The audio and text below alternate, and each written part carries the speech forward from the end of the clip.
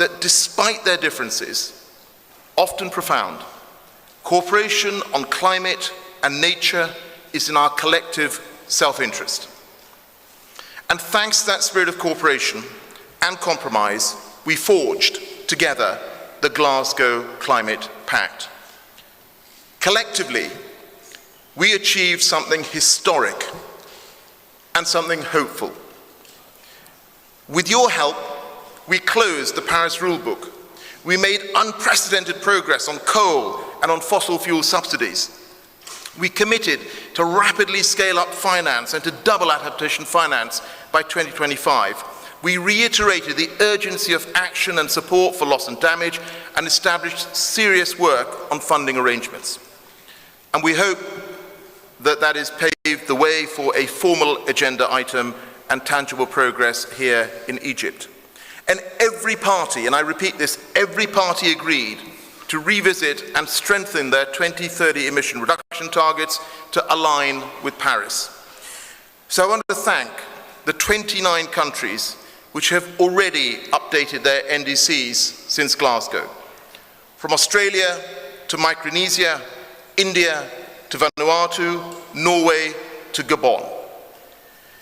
And we also made progress outside the negotiating rooms with commitments from business, from finance, from philanthropy. Friends, thanks to the work that we did together, we achieved our objective, the goal at the heart of the Paris Agreement. We kept 1.5 degrees alive. Now, none of us could have anticipated the year that followed. We have been buffeted by global headwinds that have tested our ability to make progress. Putin's brutal and illegal war in Ukraine has precipitated multiple global crises: energy and food insecurity, inflationary pressures, and spiraling debt. And these crises have compounded existing climate vulnerabilities and the scarring effects of the pandemic. And yet, despite this context, there has been some progress in implementing the commitments that we delivered in Glasgow. Over 90% of the global economy is now covered by a net zero target, up from less than 30% when the UK took on the COP26 role. The biggest companies and the financial institutions in the world have committed to net zero. They've done so in force, with a global wall of capital creating green jobs and directing billions into the green industries of both today and tomorrow. Countries and companies are making tangible sectoral progress, from zero-emission vehicles to our breakthrough agenda, and are accelerating the rollout of renewable energy across the world. And the Secretary-General has been clear. Our shared long-term futures do not lie in fossil fuels. And I agree with him wholeheartedly.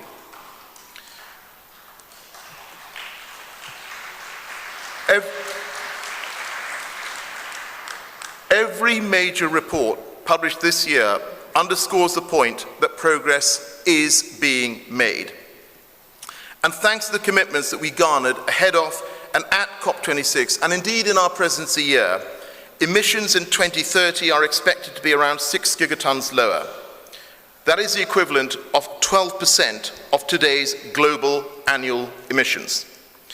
And with full implementation of all the commitments in place today, including NDCs and net zero targets, the reports suggest that we are heading to 1.7 degrees warming by the end of the century. Not 1.5, but still progress.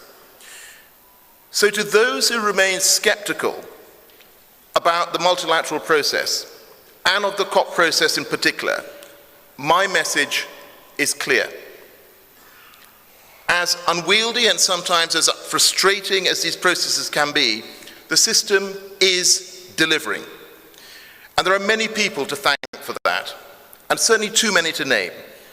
The Prime Ministers and the Presidents who have sensed the changing wind and indeed sought instead to harness it. The ministers to the miners who have recognized a just and sustainable future can only be delivered with a clean energy transition. the civil society organizations, youth representatives, and indigenous peoples who pushed us to consider and reconsider what was possible in Glasgow have continued to do so since.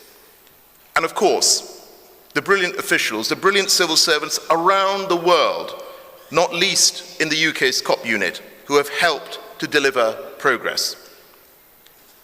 And yet, despite this progress, I fully recognize the scale of the challenge still in front of us.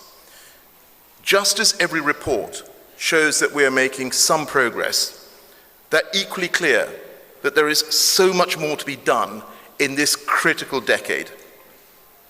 Friends, we are not currently on a pathway that keeps 1.5 in reach.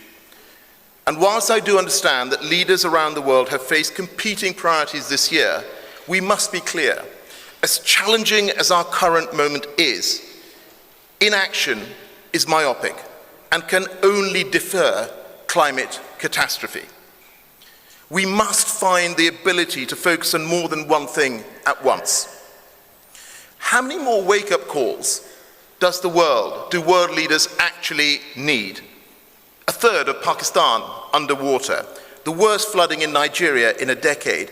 This year, the worst drought in 500 years in Europe, in 1,000 years in the US, and the worst on record in China. The cascading risks are also clear.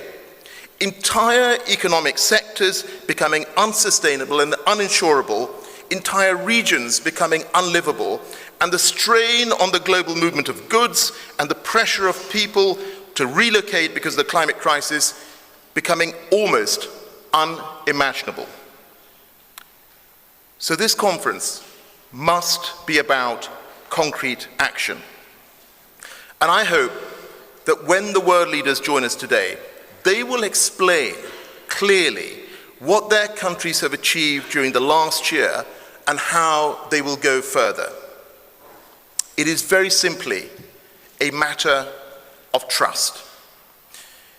Without its constituent members delivering on their commitments and agreeing to go further, the entire system falters.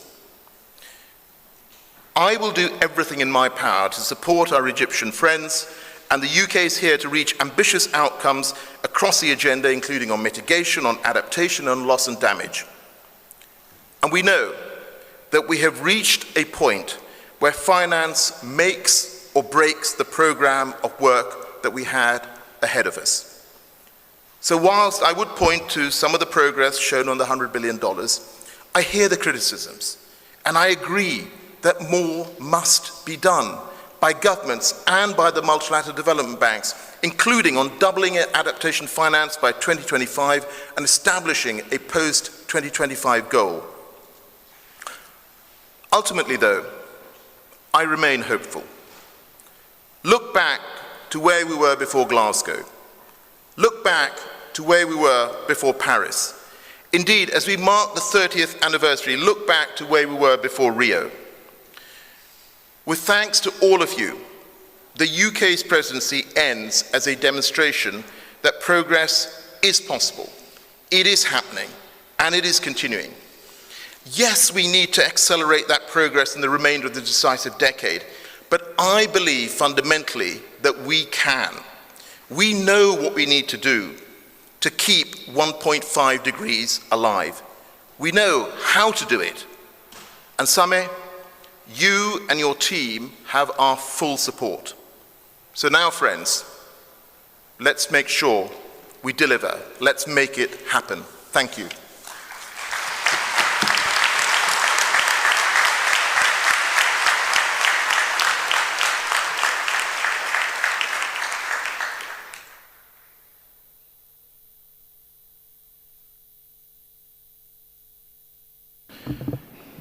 So, distinguished delegates, I would like to invite you to turn to sub-item 2A of the provisional agenda for the session, titled Election of the President of the Conference of the Parties at its 27th session. You may recall that in accordance with Rule 22, paragraph 1 of the draft Rules of Procedure being applied, the office of the President of the Conference of Parties is subject to rotation amongst the 5 regional groups. We now continue the cycle with a president from the African states. So it gives me great pleasure to propose that the conference elect, by acclamation, His Excellency, Mr. Sameh Shoukry, who will serve as president of the conference at its 27th session.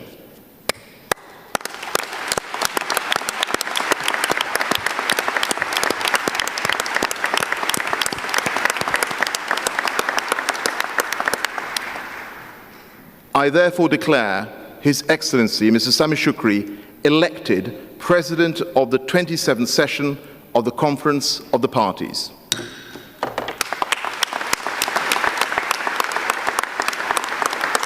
I congratulate Mr. Shoukry on this election and wish him and his team every success in guiding the work of the conference. I now invite Mr. Shoukry to take his seat at the podium.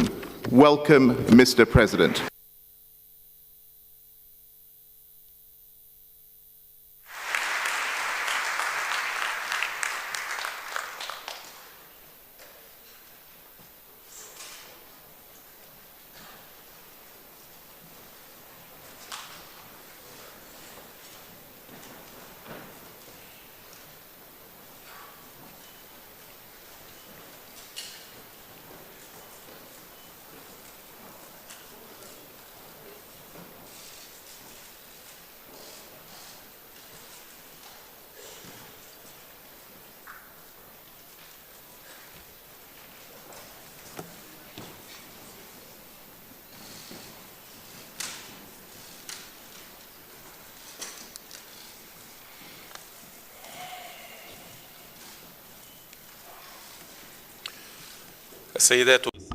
Ladies and gentlemen, dear colleagues, welcome to Sharm el-Sheikh.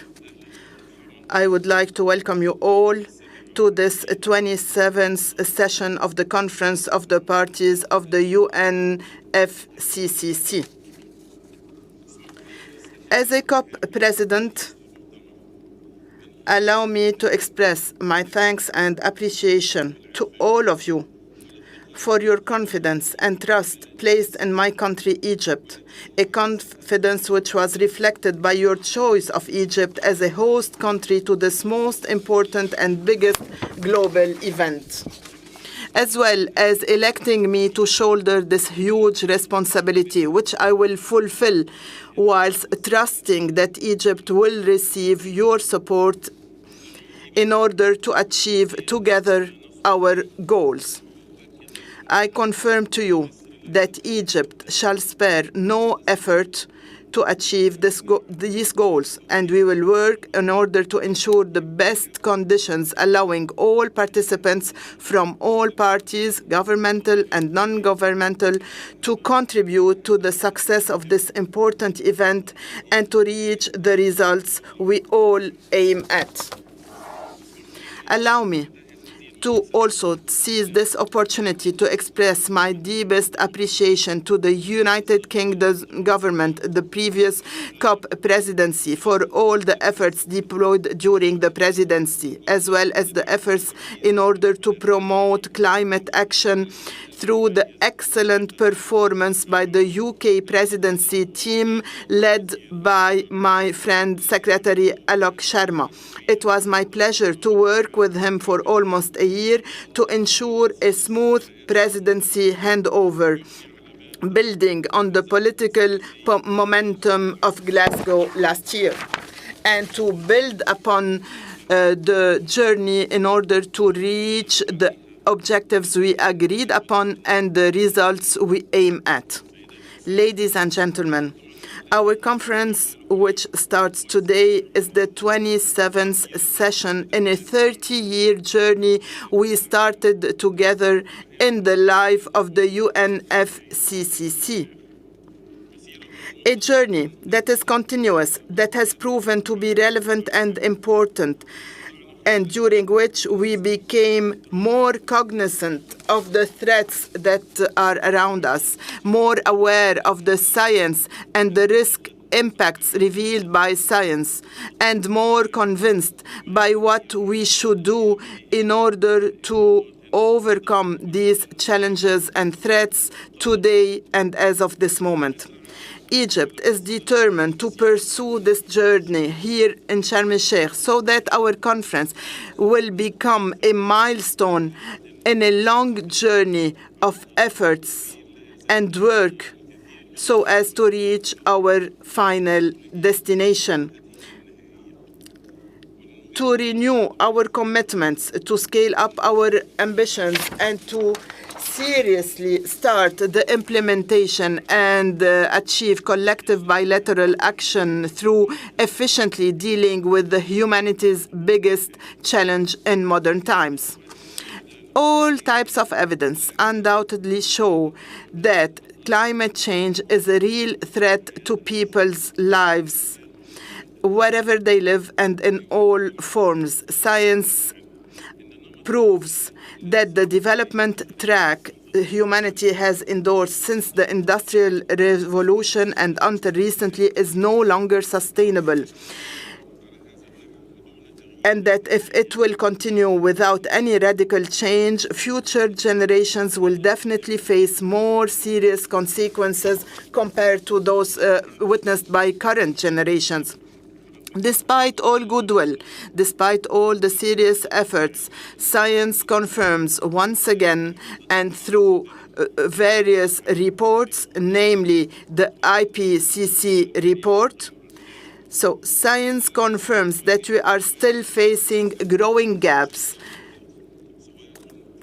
whether keeping up with the Paris Accord climate target or adapting with the negative impacts of the climate change, or also providing necessary finance so that developing countries can fulfill their role. We have witnessed during this year painful events in Pakistan, in the African continent, and in various parts of Europe and America. All these events and their destruction and impact represent a lesson to be learned and a sounding alarm all over the planet, a wake-up call to inviting us to more precaution and to act quickly to take all necessary measures as per our commitments and pledges. Ladies and gentlemen, it is clear to all of us that our conference is held this year amid political tensions that left their deep impact on all our countries, namely the crises in energy and food supplies. If some people think that such challenges will hamper international collective action in the field of climate action, on the contrary, we here in Sharm el-Sheikh need to prove the contrary. That's why I invite you all to show the whole world that we are aware of the challenge awaiting us and that we have the political will to counter it.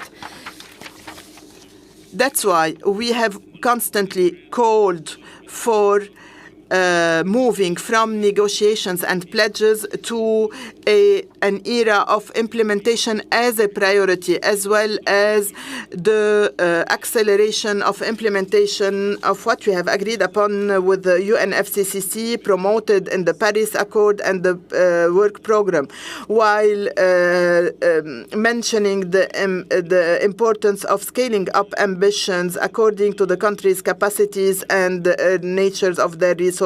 I would like to commend the countries that have updated their NDCs, including Egypt, and I represent you all. I trust I speak on behalf of all of you when I call upon countries to do the same, especially that the NDC synthesis report revealed that the current level of ambitions is not up to the Paris goals.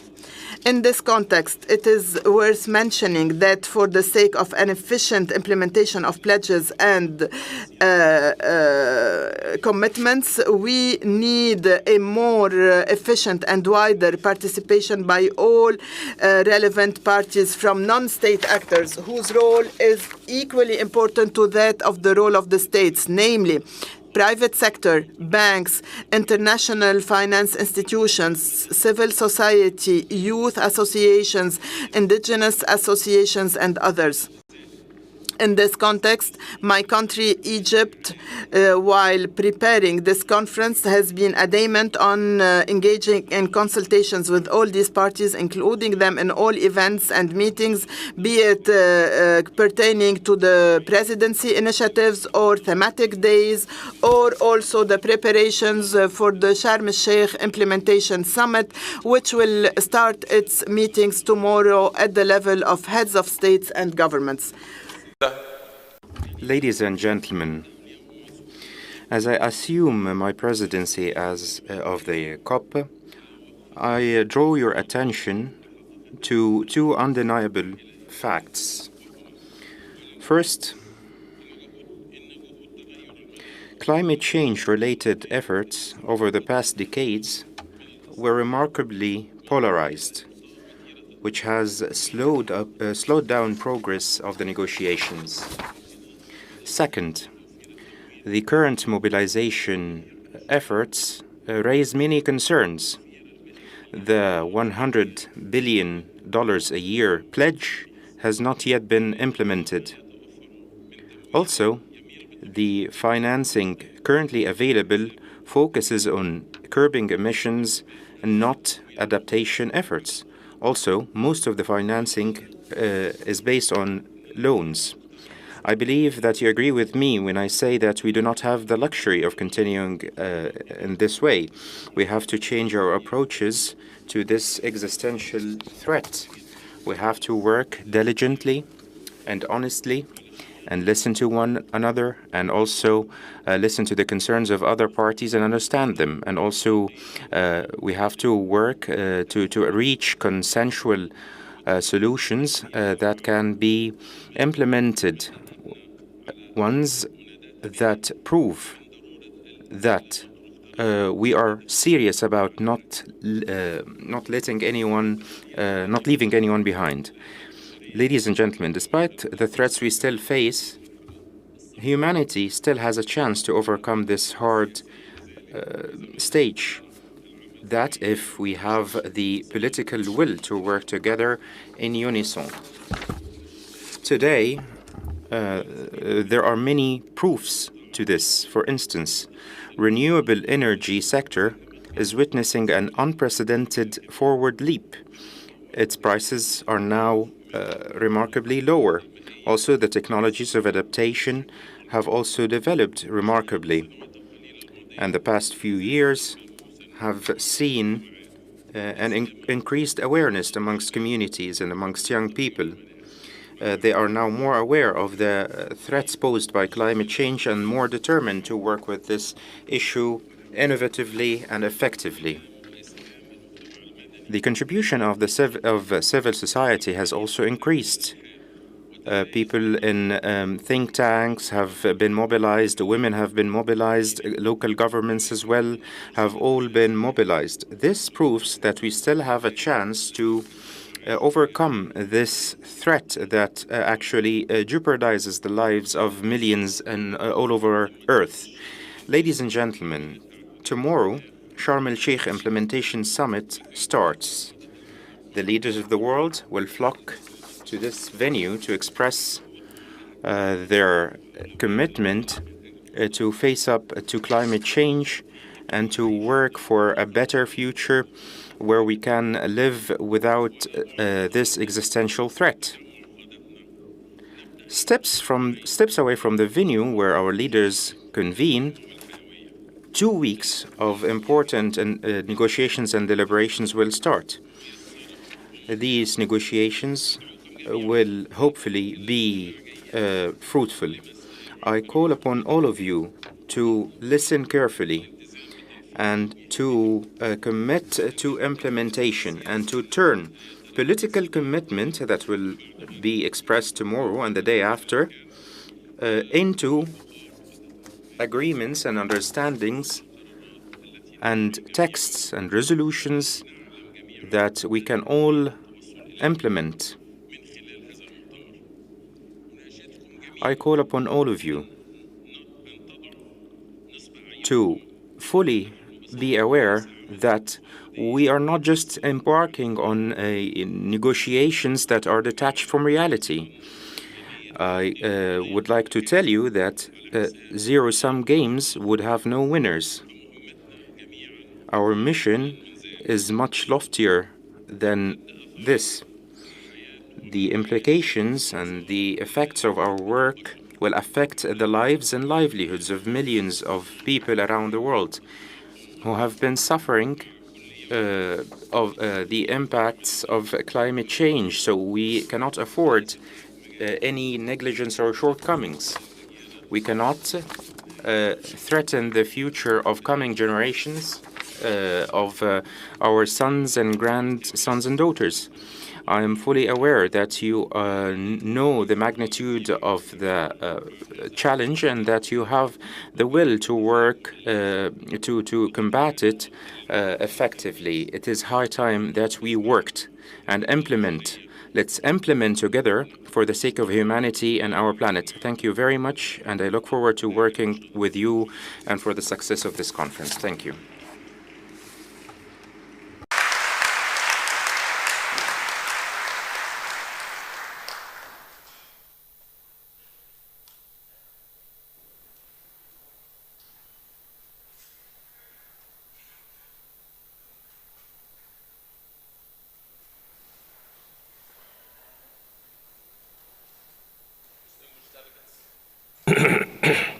Distinguished delegates, honored guests, colleagues, this morning we are honored to have with us Mr. Hossein Ghli, Chair of the Intergovernmental Panel on Climate Change, and Mr. Simon Steele, UNFCCC Executive Secretary. It is now my pleasure to invite Mr. Simon Steele, UNFCCC Executive Secretary, to address the plenary.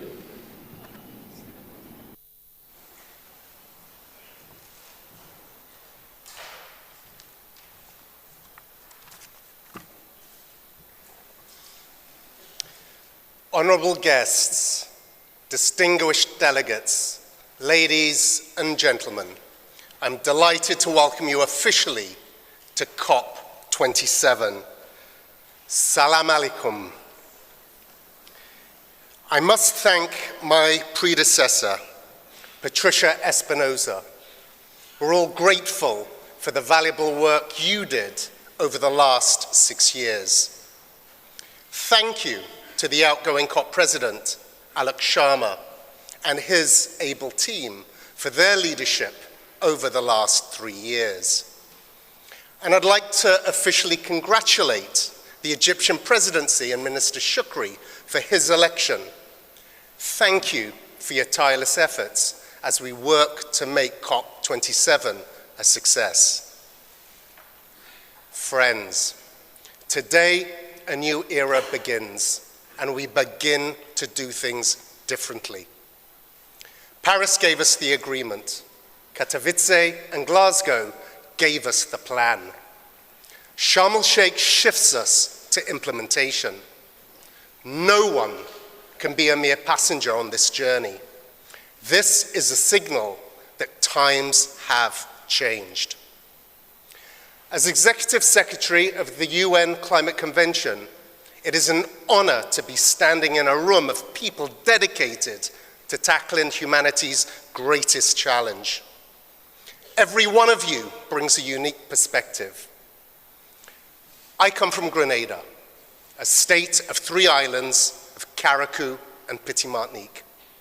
Carriacou is my home, where my family live on a 13-square-mile island with a population of just 7,000 people. Our history is of seafarers, fishers, boat builders, farmers, surviving on their wits and the strength of their communities, working closely together. My roots lie in a life full of beauty and adversity. As a teenager, I became involved in the global issues of the day, the proliferation of nuclear weapons and the anti-apartheid movement. I joined demonstrations and protests. I was often told one person cannot make a difference. Well, Nelson Mandela said, "It always seems impossible until it is done." I hold that thought close to me.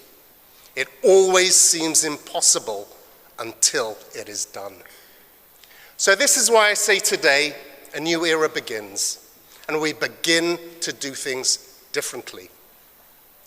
We will be holding people to account, be they presidents, prime ministers, or CEOs, an accountability chief, if you may, because our policies, our businesses, our infrastructure, our actions, be they personal or public, must be aligned with the Paris Agreement and with the Convention. The heart of implementation is everybody, everywhere in the world, every single day, doing everything they possibly can to address the climate crisis. There are those that are going forward further and faster than everyone else. These are examples that must be followed. There are those who just need a nudge into taking further action, to go beyond business as usual. There are others who need support so they are able to do the things they need to do for their countries and communities, specifically highly vulnerable nations. And then there are those who still refuse to act unless others do. They will not be allowed to slow down the collective process. Let's not let positioning block progress. All of us have to do everything we are capable of doing. And we have that opportunity over the next 2 weeks. Our COP process is unique.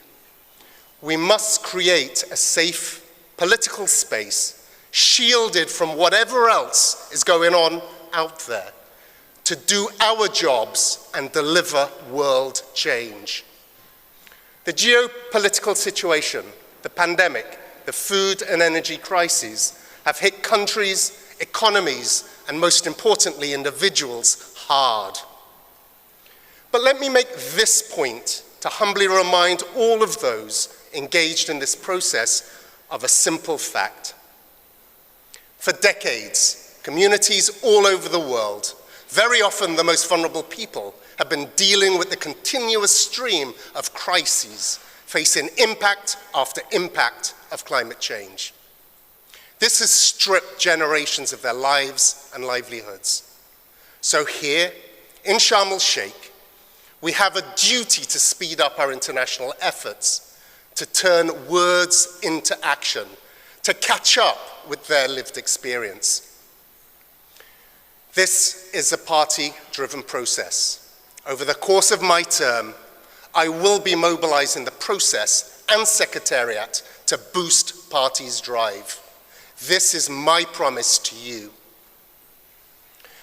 I want you to focus on 3 critical lines of action. This is what I want you to deliver on. First, we must demonstrate this transformational shift to implementation, putting negotiations into concrete actions. Every corner of human activity must align with our Paris commitment of pursuing efforts to limit temperature rise to 1.5 degrees. Let's be encouraged by the strides that certain sectors are making on this. And let's look closer at how the global financial architecture can be made fit for purpose in line with the Paris commitments. The second line of action, we must cement progress on these critical work streams: mitigation, adaptation, finance, and crucially, loss and damage.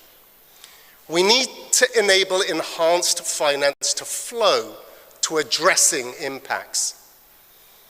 What is said in these negotiating rooms has to be reflected in the urgency of what is happening outside. There are areas of commonality which we can lean into and build bridges upon. We must build those bridges. At this COP session, some processes will find themselves at a midway point. Others will be initiated, and there are some that will have to be revisited. Finally, our third line of action. We must enhance the delivery of the principles of transparency and accountability throughout the process. The environmental integrity and the reliability of the commitments made are paramount. I welcome detailed plans on how we deliver what we have promised across finance, adaptation, and mitigation. I found myself in my accountability chief role last week when we launched the NDC synthesis report, and I had to report that only 29 countries had come forward with tightened national plans since COP26. 29 is not 194. So here I am now, looking out at 165 countries that are due to be revisiting and strengthening their national pledges this year. I want to take a moment now to recognize the Glasgow Climate Pact.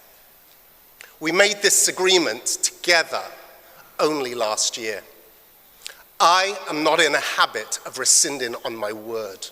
I firmly expect all parties to act the same way. Stick to your commitments. Build on them here in Egypt. I will not be a custodian of backsliding. As the world pivots to implementation, women and girls have to be placed at the center of climate decision-making and action.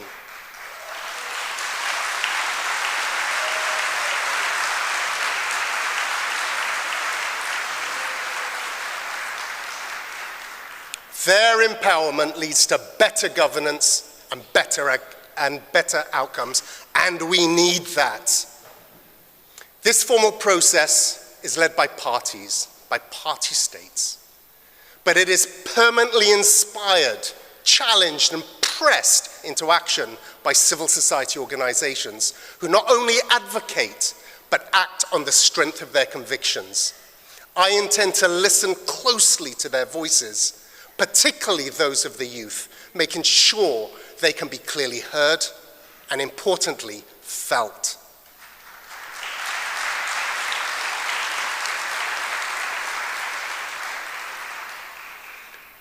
Our COP process has delivered a remarkable transition in the consciousness of humanity, in the timeline of human development. Our minds have moved from researching to understanding and then to agreeing on a plan. To paraphrase the wonderful Nobel Prize-winning Egyptian writer Naguib Mahfouz, you can tell whether a person is clever by their answers. You can tell whether a person is wise by their questions. We have demonstrated the very best in human wisdom by asking the right questions. Now we know what must be done by everybody, everywhere, every single day, doing everything we possibly can. Colleagues, it's time to get to work. Shukran. Thank you.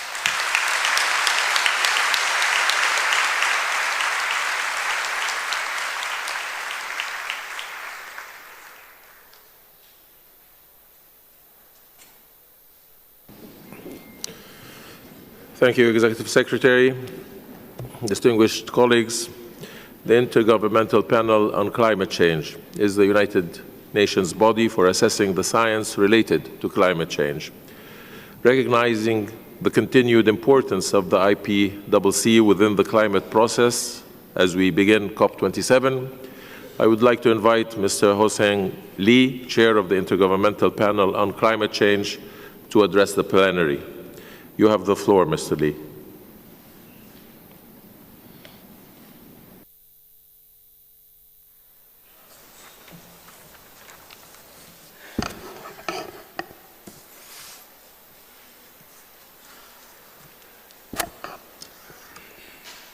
Excellencies, distinguished delegates, ladies and gentlemen, as the chair of the Intergovernmental Panel on Climate Change, IPCC, I'm delighted and honored to address you at the opening of COP27.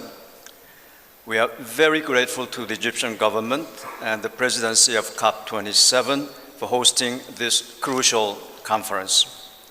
We also want to extend our thanks to the people of Sharm el-Sheikh for their warmest welcome and generous hospitality. Thank you. The voice of today's science on climate change could not be sharper, stronger, and more sobering. We are not on track today to limit global warming to 1.5 degrees Celsius. The time for our collective action is now. IPCC reports presented to the world in February and April this year clearly show that we have the technology and the know-how to tackle climate change. But these options are limited by the availability of finance, among others.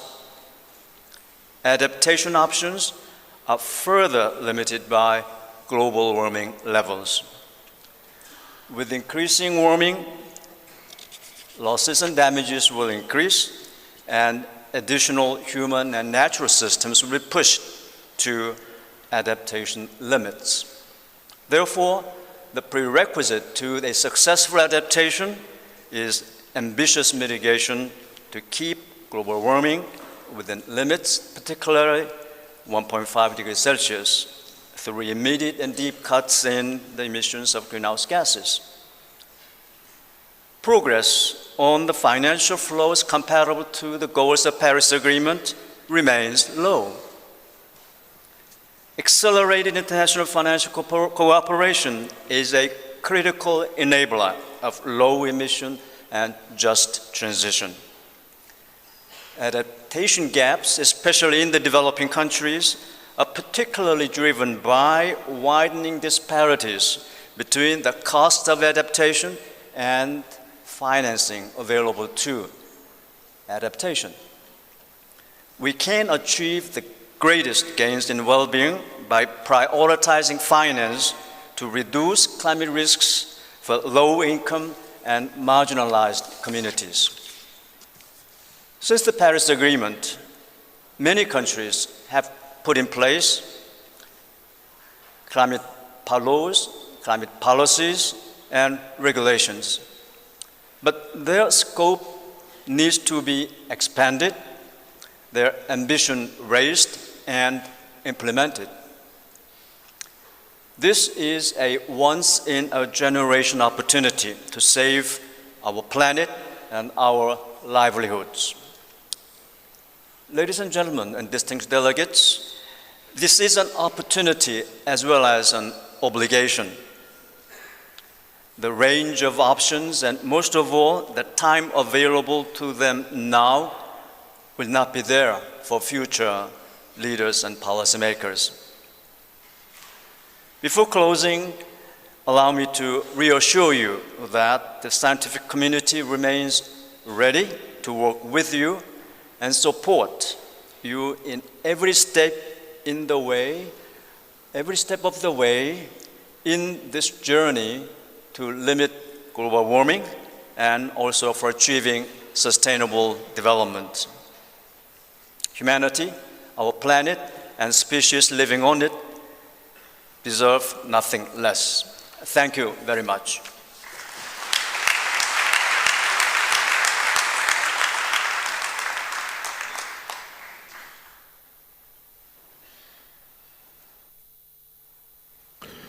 Thank you, Mr. Lee. Excellencies, distinguished delegates, ladies and gentlemen, this brings us to the end of the opening statements of COP27. Delegates, please remain in your seats. We will continue with the first plenary meeting of COP27, followed by the first plenary meeting of the CPM17 and the first plenary meeting of the CMA4. Thank you very much.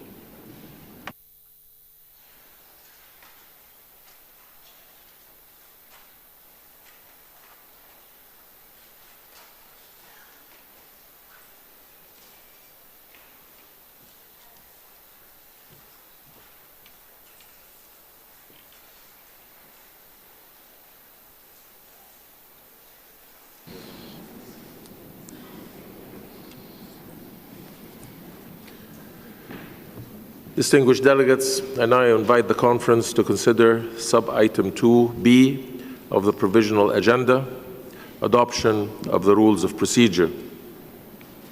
The draft rules are contained in document FCCC/CP/1996/2. Parties may recall that the draft rules of procedure are being applied with the exception of draft Rule 42 on voting due to lack of consensus. This has been the case since the first session of the Conference of the Parties in 1995. At COP26, the President held consultations and reported that there continued to be no consensus on the matter and proposed that consultations continue at COP27. I therefore propose that we continue to apply the draft rules of procedure with the exception of draft Rule 42. I would like to propose that a senior member of my delegation holds informal consultations on this issue.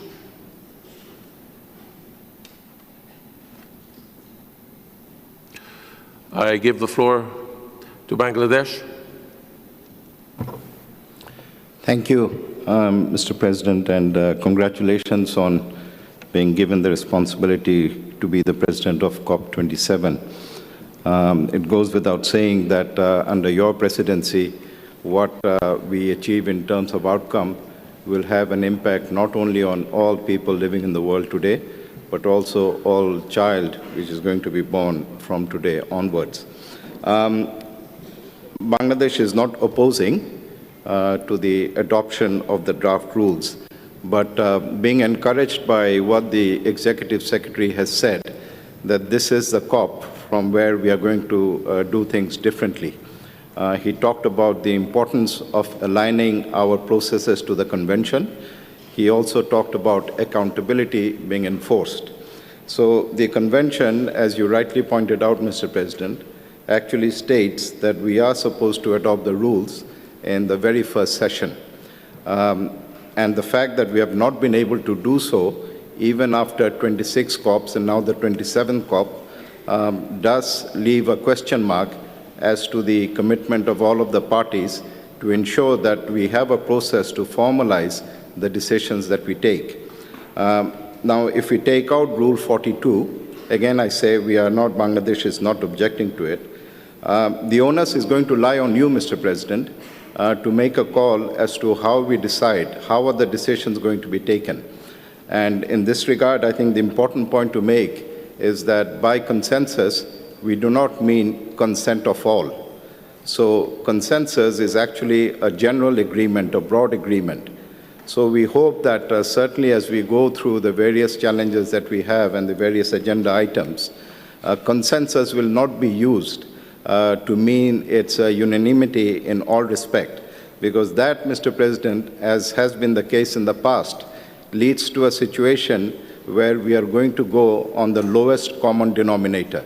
That means whatever we agree is going to be so weak, so ineffective, that it is not going to be anywhere near to the challenges of today and what the UN Secretary General referred to as a global catastrophe.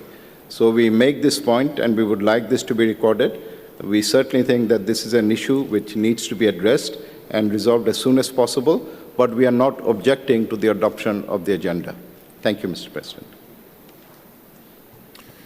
I thank the distinguished representative of Bangladesh. Hearing no objection to the adoption of the rules of procedure as has been indicated, it is so decided. Let us now consider sub-item 2C of the provisional agenda, adoption of the agenda. I invite parties to turn to document FCCC/CP/2022/1/add2, which contains the supplementary provisional agenda for the COP and the revised list of addenda to be considered under agenda item 8. I wish to thank all parties for their active and constructive engagement in the intensive consultations on the adoption of the agendas for COP27, CPM17, and CMA4. While parties expressed a range of views, there was a common desire to initiate proceedings swiftly and smoothly today, with the eyes of the world on Sharm el-Sheikh. This sends a positive signal to the world that parties remain committed to addressing the global challenge of climate change. Several parties expressed concern about the large number of agenda items proposed by parties on top of the workload in Sharm el-Sheikh. All of these issues are important, and my team and I took great care to ensure that all views were heard and accommodated to the extent possible. Further to the consultations undertaken, please allow me to outline the understandings reached regarding the adoption of the agendas of the COP and the CMA, as they are interrelated. I will also touch on the organization of work for some specific agenda items based on the consultations conducted and feedback received by the Presidency. In presenting the revised provisional agendas, I wish to provide several clarifications.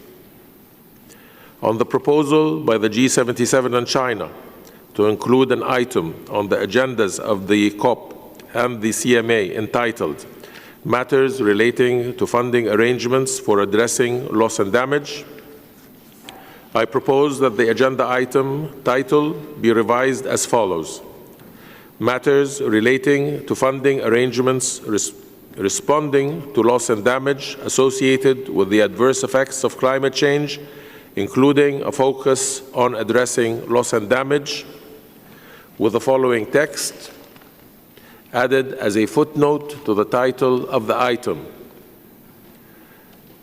Quote, this item and the outcomes thereof are without prejudice to the consideration of similar issues in the future. It is understood that, first, the outcomes of this agenda item are based on cooperation and facilitation and do not involve liability or compensation. Second, this agenda item includes the Glasgow Dialogue. And third, the agenda item will launch a process with a view to adopting a conclusive decision no later than 2024. On the proposal by Zambia on behalf of the African Group to include an item on the agenda for the CMA on the special needs and special circumstances of Africa, I propose to convene informal consultations on the special needs and special circumstances of Africa and to report under the agenda item entitled Other Matters. These informal consultations would include the proposal by the African Group and any other issues raised in the consultations. On the proposals by France on behalf of the European Union and Switzerland on behalf of the Environmental Integrity Group for an item on the CMA agenda on matters related to Article 2.1c of the Paris Agreement, I propose to convene informal consultations on the inclusion of the proposed agenda item, matters related to Article 2.1c of the Paris Agreement on the CMA agenda. On the proposal by Georgia for an item on the COP agenda on equitable geographical representation and constituted bodies under convention, I propose to convene informal consultations on equitable geographical representation in constituted bodies under the Convention and to report under the agenda item entitled Other Matters. The informal consultations would include the proposal by Georgia, the assessment prepared by the Secretariat, and any other issues raised in the consultations. On the proposal by the United States of America for an item on the CMA agenda on the 7th review of the financial mechanism, I propose to convene informal consultations on the 7th review of the financial mechanism.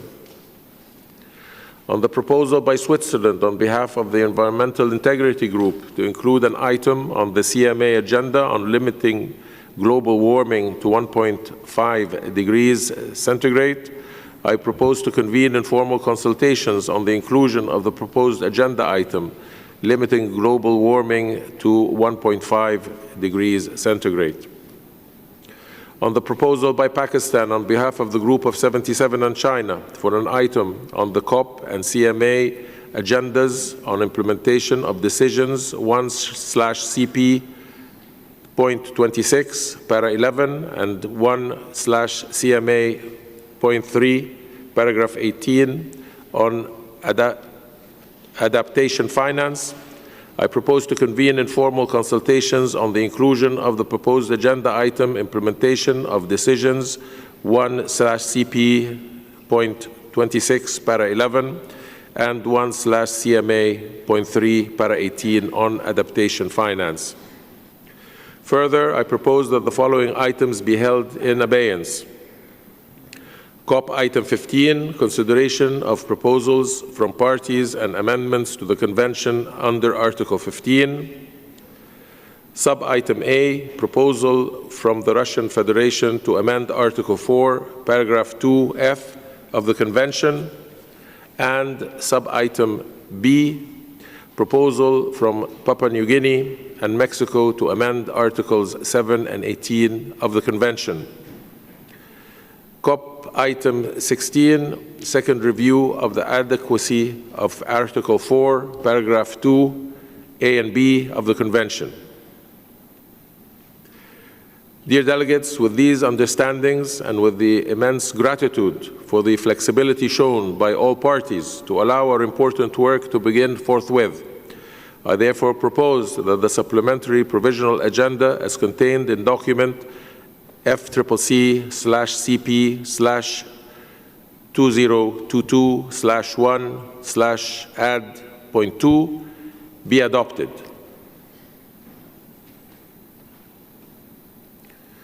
If there are no requests,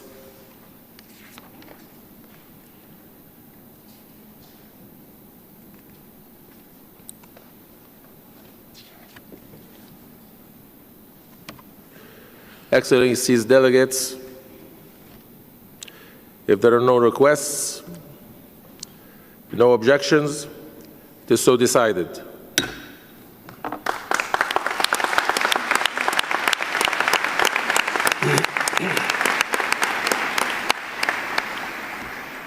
Distinguished delegates, regarding the agenda item for which informal consultations by the Presidency are required, I wish to inform that I will appoint senior members of my delegation to lead these informal consultations that I just outlined on my behalf, and I will keep parties informed on the progress of the consultations. Excellencies, distinguished delegates, allow me once again to express our appreciation to everyone who contributed to the smooth and rapid adoption of the agenda. Our success in launching our work without delay sends an important message of commitment to expeditiously commence our important and urgent work on all items of our agenda. I particularly welcome the agreement of the parties to include a new agenda item on funding arrangements to respond to loss and damage.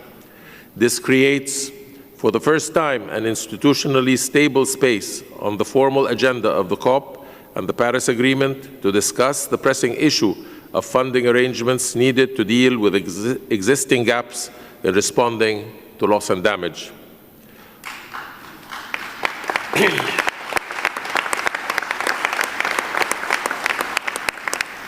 All parties contributed to forging this consensus around the agenda through their flexible and constructive engagement over nearly 48 hours of continuous consultations led by the COP27 presidency, culminating a year of continuous work by the Presidency. And at this juncture, it gives me pleasure to express our sincere appreciation to State Secretary Morgan of Germany and Minister Riojas of Chile for their tireless work in bringing parties together around this important issue.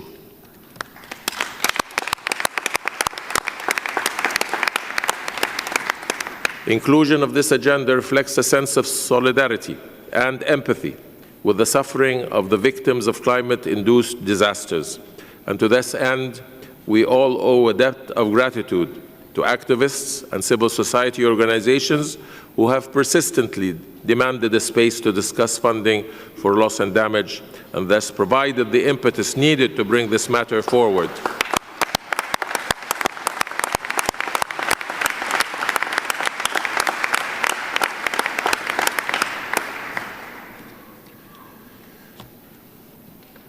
The conference is now invited to consider sub-item 2D of the agenda, election of officers other than the President. Anne Rasmussen, Vice President of the COP, has begun consultations on behalf of the COP26 President on the election of officers to bodies under the Convention, the Kyoto Protocol, and the Paris Agreement. Groups have not yet completed their consultations and nominations are still pending. I would like to thank Vice President Anne for the work so far, and I propose that she continues the consultations to finalize the nominations. I propose to postpone the election of the other members of the COP27 Bureau until nominations are finalized, and to return to this item at the closing plenary of the COP to conduct the elections.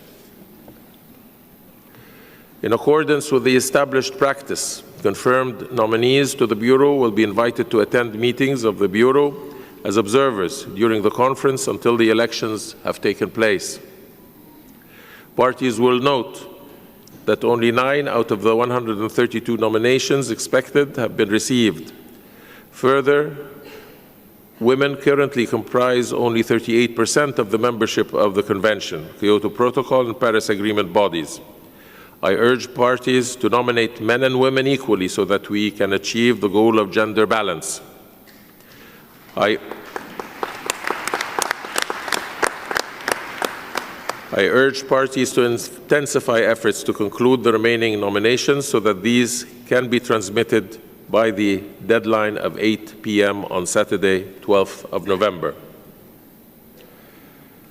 If I hear no objections, it is so decided.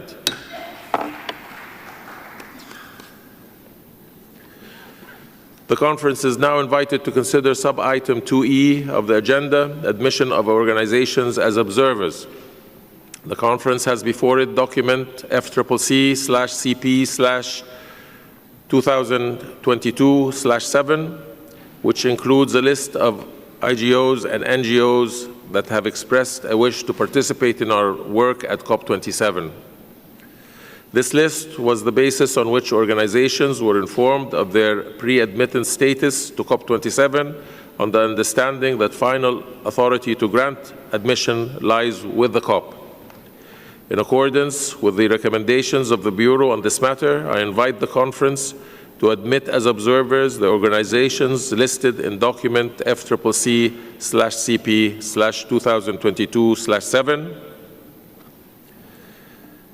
Hearing no objection, it is so decided. Parties will recall that COP25 requested the SBI to review the approach to admitting observer organizations and to provide any relevant guidance to the Secretariat. The COP may wish to note that the SBI 56 took note of the information provided by the Secretariat on the process of admission of observer organizations to the UNFCCC and provided no further guidance to the Secretariat. I now invite delegates to consider sub-item 2F of the agenda, organization of work, including the sessions of the subsidiary bodies. Today, the governing and subsidiary bodies will convene their opening plenaries and launch work under all agenda items. Upon completion of the opening plenaries of the SBSTA and SBI, the 5 bodies will reconvene in a joint plenary to hear statements from groups and observer organizations. Dear colleagues, let me outline how I would like to organize work in the COP.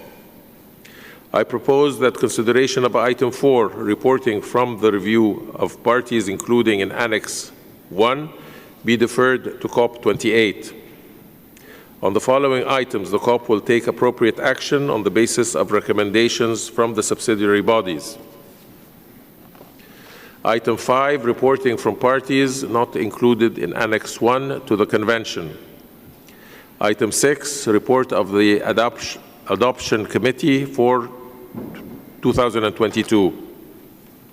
Item 7, Warsaw International Mechanism for Loss and Damage associated with climate change impacts. Sub-item A and B of item 9, development and transfer of technologies. Item 10, capacity building under the Convention. Item 11, matters related to the least developed countries. Item 12, report of a forum on the impact of the implementation of response measures. Item 13, second periodic review of the long-term global goal under the Convention and of overall progress towards achieving it. Item 14, gender and climate change. Sub-item A and B of item 17, administrative, financial, and institutional matters. These items are already on the agendas of the respective subsidiary body, and that body may develop draft decisions or conclusions for consideration by the COP as appropriate.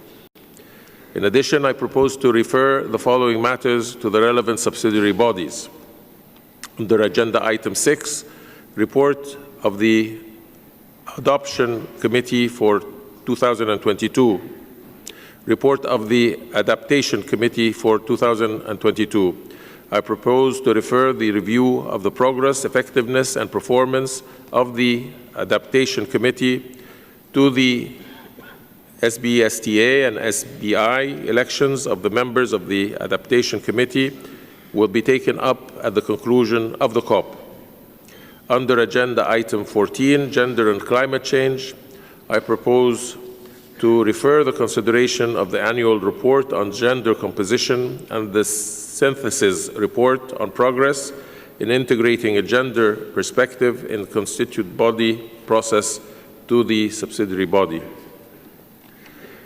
On Saturday, 12th of November, the SBSTA and the SBI will conclude their work. I look forward to receiving the results under the leadership of Mr. Mapani of the subsidiary body under the leadership of Ms. Carlson. Upon closure, I will convene a stocktake meeting to assess the status of negotiations and to propose our way of working during the second week of the conference. Finally, please note that I plan to convene informal consultations at the level of heads of delegation on the overarching decisions of the conference for the COP, the CMP, and the CMA. The consultations to be facilitated by senior representatives of the Presidency will start in the first week and will be concluded in the second week of the session.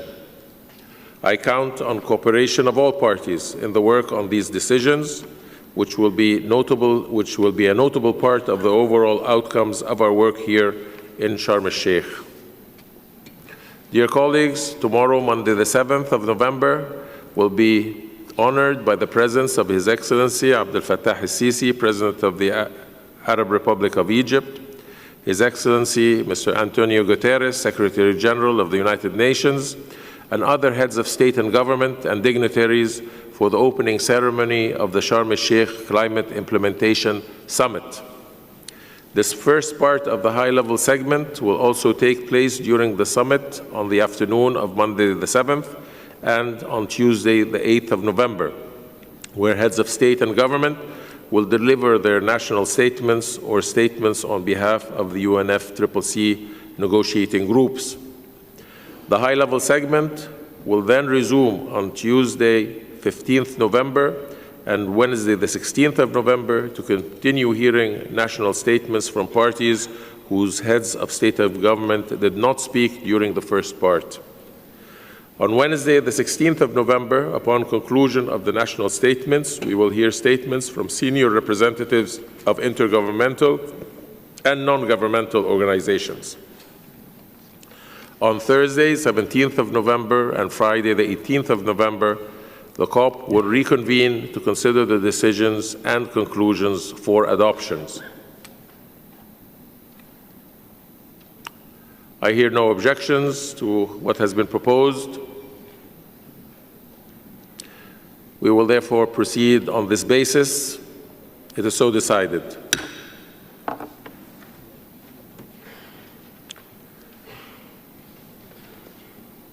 I give the floor to the United Arab Emirates.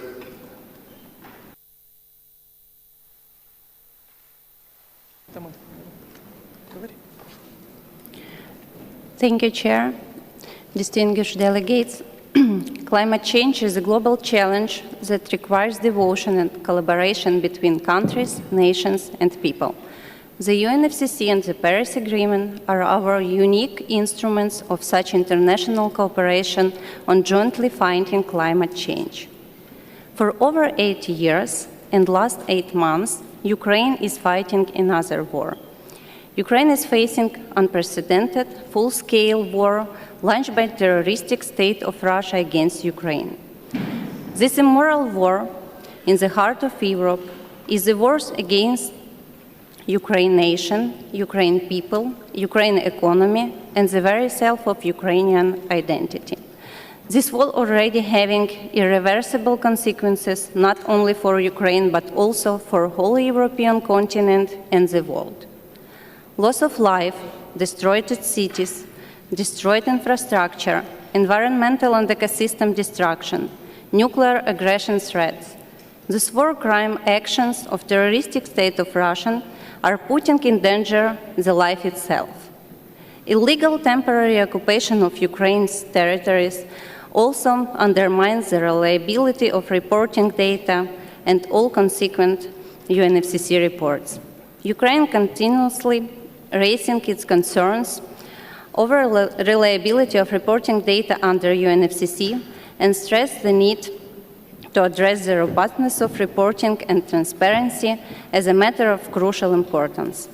On COP27, Agenda Item 4, Ukraine welcomes the proposal by the Chair to defer the consideration of the agenda item to the next session. This war is undermining the integrity of the Convention and Paris Agreement. This war is limiting our rights for sustainable development and the world's ability to address climate change challenges while undermining the basic principles of international cooperation. We will need to address it once the territorial integrity of Ukraine is restored. I thank you, Chair. I thank the distinguished representative of Ukraine. I call on the representative of Belarus.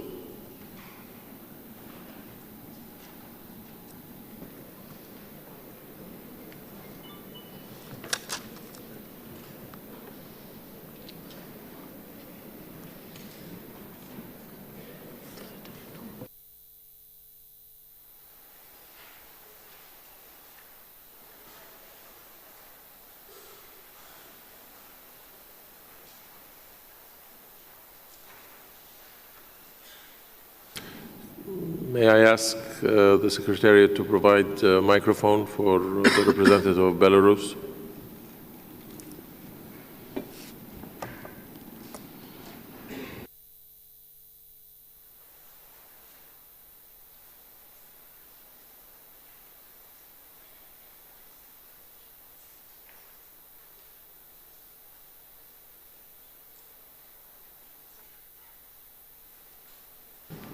Does Belarus want to take the floor?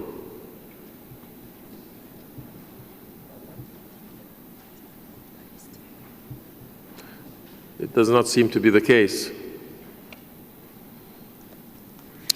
Would any other delegation like to take the floor at this time?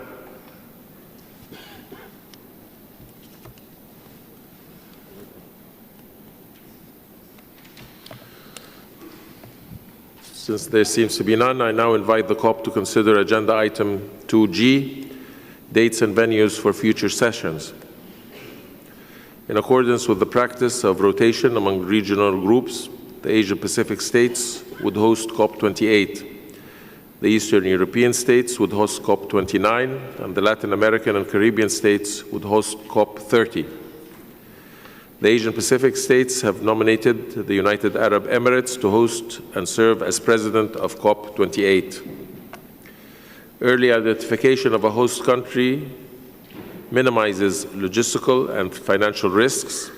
I would therefore encourage the Eastern European states and the Latin American and Caribbean states to accelerate their consultations and propose a host for COP29 and COP30, respectively, at the earliest possible time.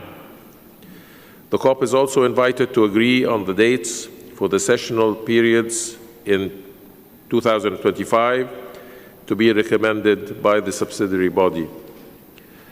I propose that a senior member of my delegation conduct consultations on my behalf with the relevant regional groups with a view to proposing a draft decision on this matter for adoption by the COP.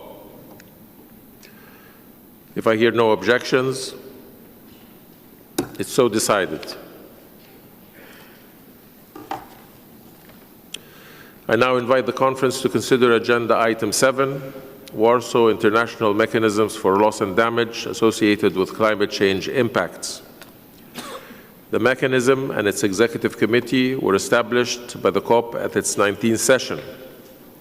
The Paris Agreement, Article 8, Paragraph 2, provides that the mechanism shall be subject to the authority and guidance of the Conference of the Parties, serving as the meeting of the parties to the Paris Agreement. COP24, 25, and 26 were invited to consider the matter of COP authority over the guidance to the WIM, including its executive committee. COP26 noted that consideration related to the WIM governance will continue at COP27. On the matter of the governance of the WIM, I will appoint a senior member of my delegation to undertake consultations on the COP's authority over and guidance to the WIM. Hearing no objections, it is so decided. I would now invite the COP to consider Agenda Item 8, matters relating to finance, including sub-items A to F. Before I move to the agenda sub-items, I would like to draw your attention to document FCC/CP/2022/1/add2, which includes the revised list of addenda to be considered under these agenda sub-items.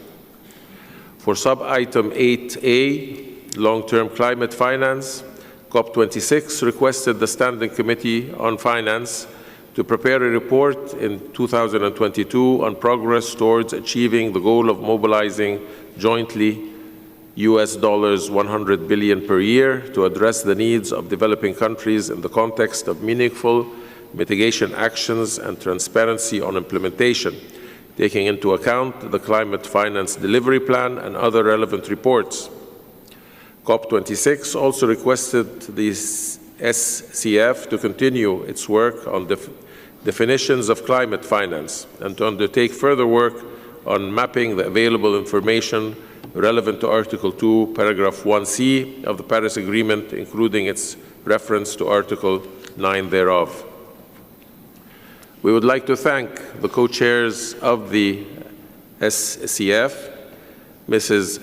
Walensky from Austria, and Mr. Fakir from South Africa for leadership and work this year. The COP is invited to consider the report on the progress towards achieving the goal of mobilizing jointly $100 billion per year, work conducted on mapping information relevant to Article 2, Paragraph 1C of the Paris Agreement, and the input on definitions of climate finance.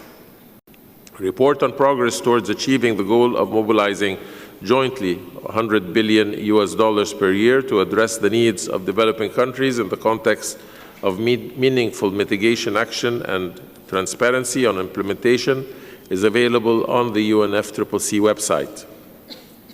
Regarding sub-item 8B, matters relating to the Standing Committee on Finance, COP26 requested the committee to organize the second part of the Standing Committee on Finance Forum on Finance for Nature-Based Solutions in 2022, and to report to COP27 on progress in implementing the SCF work plan for 2022.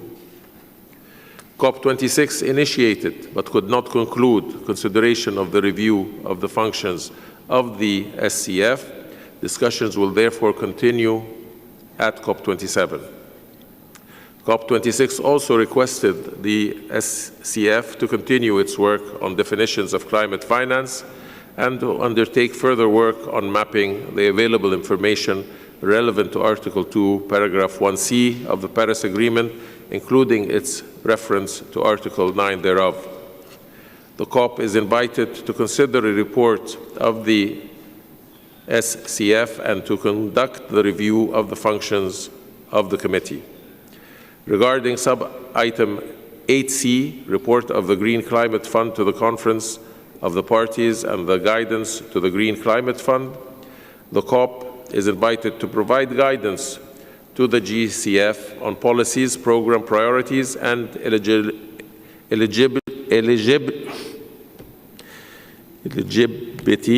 criteria, taking into account the annual report of the GCF.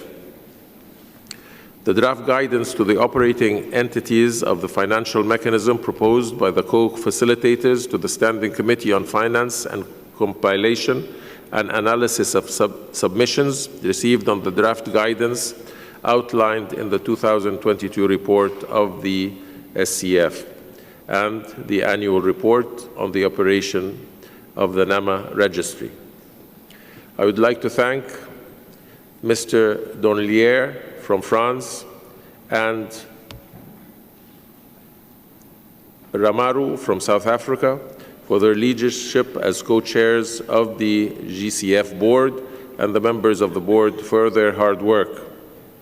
For sub-item 8D, report for the Global Environmental Facility to the Conference of the Parties and guidance to the Global Environmental Facility, the COP will be invited to provide guidance to the GEF on policy, program priorities, and eligibility criteria taking into consideration the annual report of the GEF, the draft guidance to the operating entities of the financial mechanism proposed by the co-facilitators, to the Standing Committee on Finance and compilation and analysis of submissions received on the draft guidance outlined in the 2022 report of the SCF and the annual report on the operation of the NAMA registry. I would like to thank the chairperson of the GEF, Mr. Carlos Rodriguez, and the GEF Secretariat for the work undertaken by the GEF. For sub-item 8E, 7th review of the financial mechanism, the COP is invited to agree on the guidelines for the 7th review of the financial mechanism, taking into account the guidelines outlined in the annex to Decision 12/CP22. And you may recall our understanding to include as sub-item 8F matters related to funding arrangements responding to loss and damage associated with the adverse effects of climate change, including a focus on addressing loss and damage.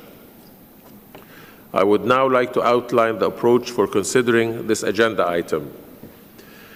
For sub-item 8A, I propose that Gertrude Olinsky from Austria and Carlos Fuller from Belize co-chair the contact group established for the sub-item. For sub-item 8B, I propose that Janine Felsen from Belize and Dominique Malloy from the United Kingdom of Great Britain and Northern Ireland co-chair the contact group established for the sub-item. For sub-item 8C and D, I propose that Toru Sigyo from Japan and Richard Moyengi from Tanzania co-chair contact groups established for each sub-item. For sub-item 8E, I propose that Ricardo Marshall from Barbados and Kelly Sharp from Canada co-chair the contact group established for the sub-item. For sub-item 8F, I propose that Julio Coronado from Chile and Ursula Fuentes from Germany co-facilitate the informal consultations established for this sub-item. Hearing no objections to the previous, it is so decided.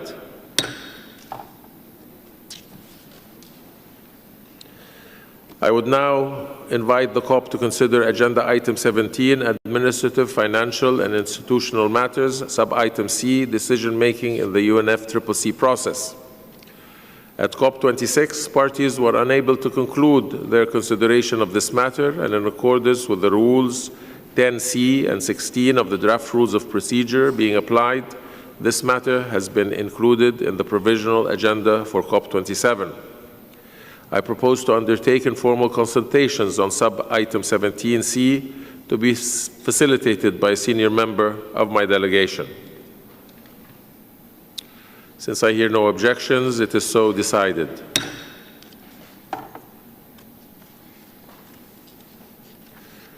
Delegates, this brings us to the end of the first meeting of the COP. I would now like to adjourn this meeting and open the CMP. We will meet later today after the opening plenaries of the subsidiary bodies for the joint plenary of the governing and subsidiary bodies to hear statements from groups of parties and observers. If there are no objections, this meeting of the COP is now adjourned.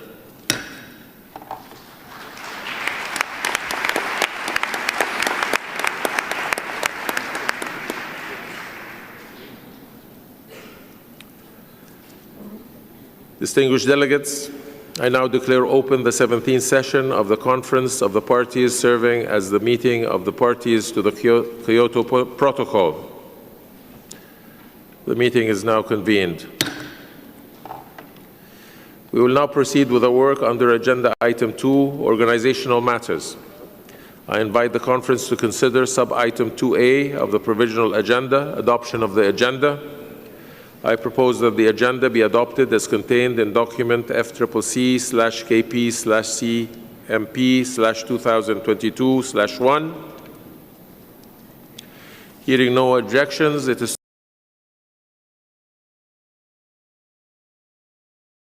Well, in the first session, we heard a lot about the pots of money that are potentially available to fund the battle against climate change.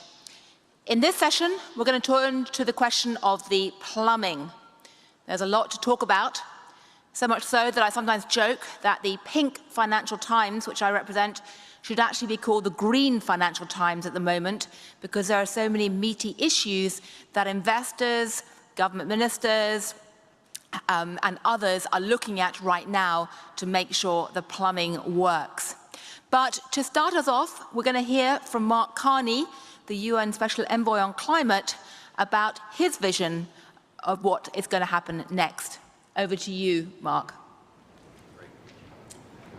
Thank you very much, Jillian. Thank you all for being here.